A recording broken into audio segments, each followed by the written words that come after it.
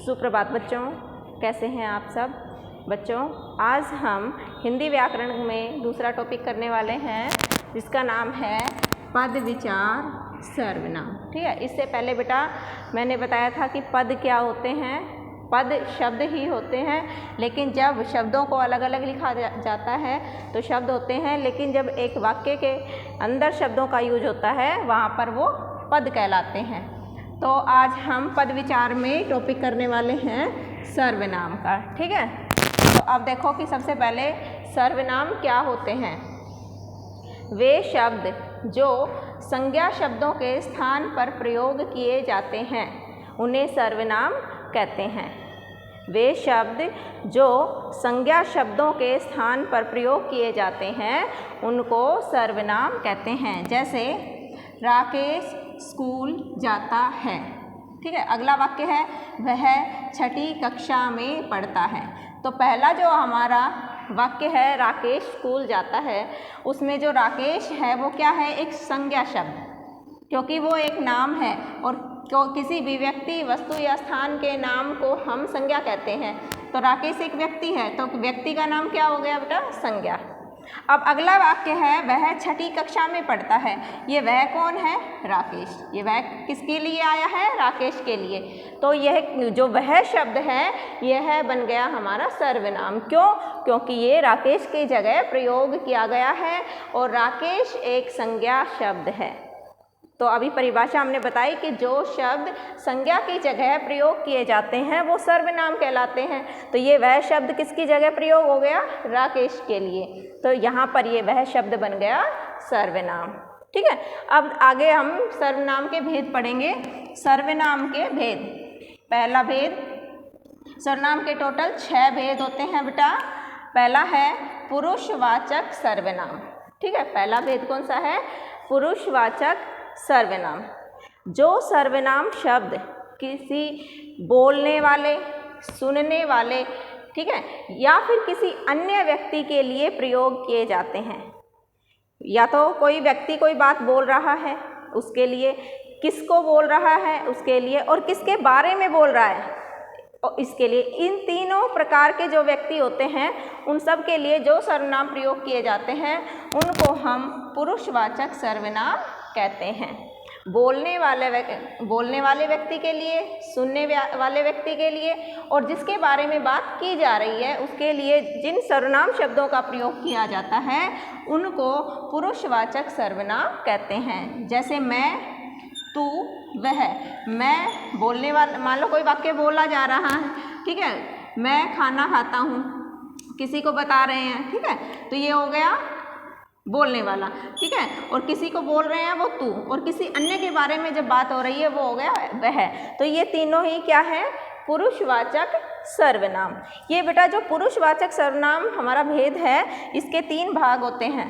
देखो, उत्तम पुरुषवाचक सर्वनाम, मध्यम पुरुषवाचक सर्वनाम और अन्य पुरुषवाचक सर्वनाम।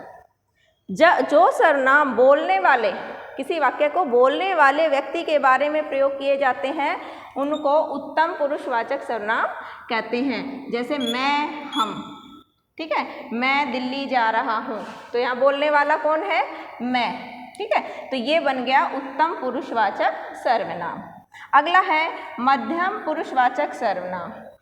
जब किसी जो श्रोता होता है, वाक्य किसी ने बोला, जो सुनने वाला व्यक्ति होता है उसे कहते हैं बेटा श्रोता।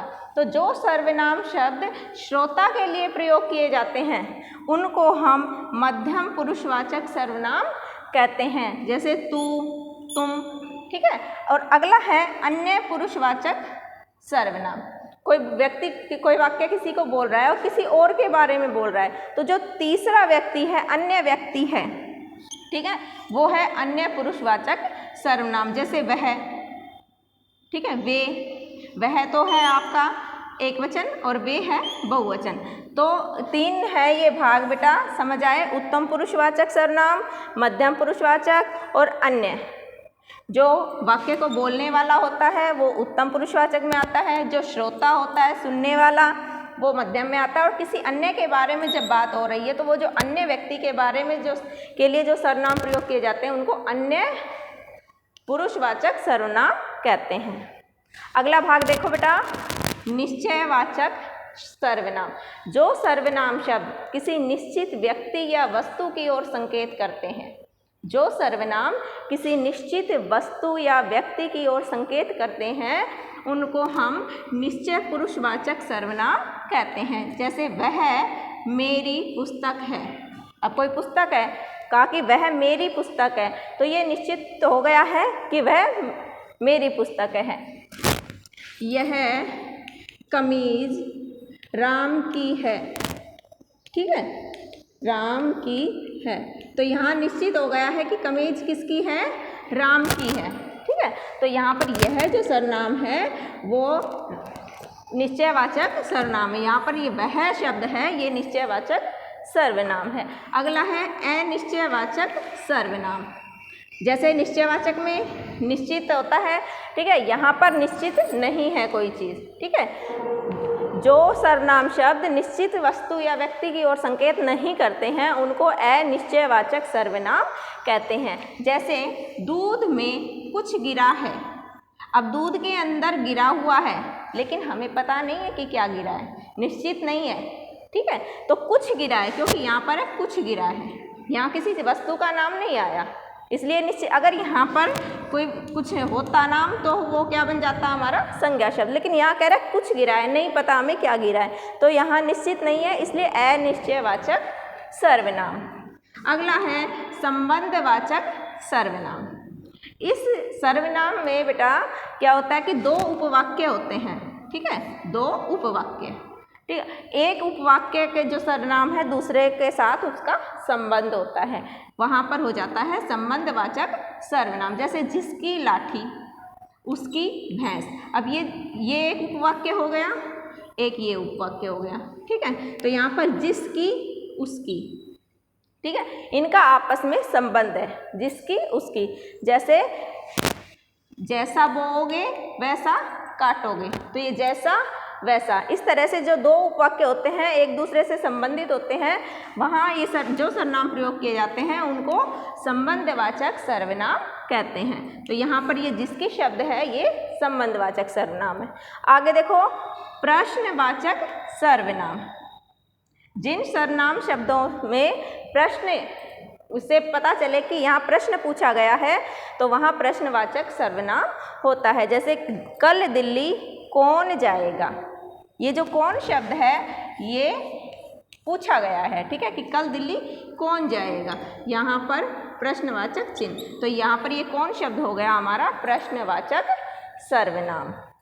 अगला निजवाचक सर्वनाम, लास्ट है ये बेटा, निजवाचक सर्वनाम। जिन सर्वनाम शब्दों से निजत्व का भाव आता है, ठीक है, हमें निजत्व का ज्ञान होता है, जहाँ पर अपनेपन की बात आती है वहाँ पर निजवाचक सर्वनाम होता है। जैसे मैं खुद, मैंने यहाँ पर ये निशान लगाया है, और स्वयं, यहाँ पर ये खुद भी शब्द आ सकता है और स्वयं भी आ सकता है। मैं खुद खा लूँगा या मैं स्वयं खा लूँगा, तो ये जो खुद या स्वयं शब्द हैं ये निजवाचक अपने लिए आए हैं। मैं खुद खा लूँगा, ये खुद कौन है, मैं खुद हूँ, ठीक है। तो ये निज का मतलब अपना, खुद का, तो ये खुद और स्वयं शब्द क्या है, निजवाचक सर्वनाम, ये निजत्व का भाव बता रहे हैं, ठीक है। आ गई बात समझ में, ठीक है बेटा। तो यहाँ पर ये आपका सर्वनाम का जो टॉपिक है वो कंप्लीट हो गया है। एक बार फिर से बता देती हूँ कि सर्वनाम क्या होते हैं, जो संज्ञा के स्थान पर प्रयोग किए जाते हैं उन शब्दों को सर्वनाम कहते हैं। सर्वनाम के 6 भेद होते हैं, पुरुषवाचक सर्वनाम, निश्चयवाचक सर्वनाम, अनिश्चयवाचक सर्वनाम, संबंधवाचक सर्वनाम, प्रश्नवाचक सर्वनाम और निजवाचक सर्वनाम, ठीक है। तो यहाँ जो पहला अपना भाग था पुरुषवाचक सर्वनाम, इसके 3 भेद हैं, उत्तम पुरुषवाचक, मध्यम पुरुषवाचक और अन्य पुरुषवाचक। तो बेटा यहाँ पर ये टॉपिक सर्वनाम का कंप्लीट हो गया है। आशा करती हूँ आपको समझ आ गया होगा। Thank you.